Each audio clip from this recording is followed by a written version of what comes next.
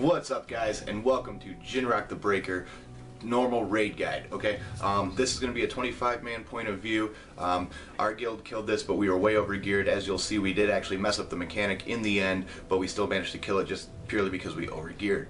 As always, the abilities will be scrolling above my head, so if you want to pause and read any of those individually, please go ahead and feel free. Other than that, let's get into it. The first thing that you need to know is that you need two tanks. The reason is you have Thundering Throw and Static Wound. Static Wound's pretty much a tank swap mechanic. That's pretty much all it is. What Thundering Throw does is it will take your tank and throw him at a distant Mogu statue, which there are 4 of in the corners of the room. Once he throws the statue, you will then have a conductive water come out from the ground. This conductive water gives you a 40% healing and 40% damage increase. But you also take 80% more nature damage, so it's a trade-off. You do need to stand in this to kill the boss, but you also need to understand that the bonus that you're getting for healing is pretty much a necessity. Okay, while you're in the conductive waters, it will spread till it fills an entire quarter of the room. The only reason that you need to not be tunneling the boss during this time is very, very simple. Is if you get focus lightning on you, you need to run out and wait for it to hit you, drop off. It will make a little lightning circle on the ground, and then you run back into the conductive waters, and you're good to go. That's pretty much all you have to do as a DPS in this fight.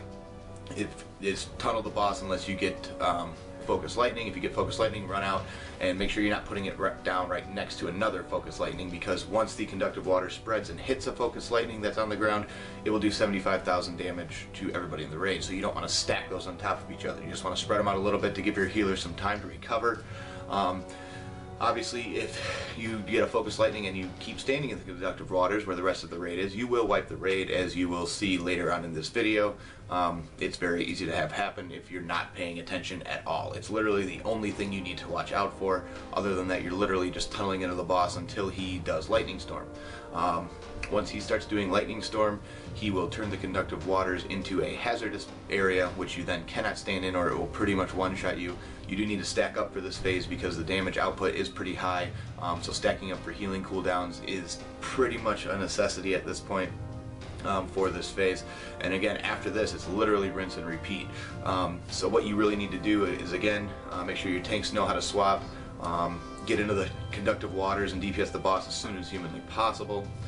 Make sure that your tank's not standing in it, you know what I mean? Like, your tank doesn't need to be taking 80% more nature damage, especially with Static Wound. Healers, you're just really going to be healing your butt off. The only time that healers need to move out is, again, for Focus Lightning. If they are chosen for it, just run it out. Other than that, keep an eye on where the Focus Lightnings drop and when they're going to get hit, so that way if you have a smaller healing cooldown, or you want to get your hots rolling, or whatever it is that you do, make sure that you do that at that time, because if you can preemptively negate that damage, you're going to be in a lot better shape going into Lightning Storm, because you don't want to have anybody low during that phase. But again, after this, guys, it's rinse and repeat. Hope you enjoyed this one. See you in the next one.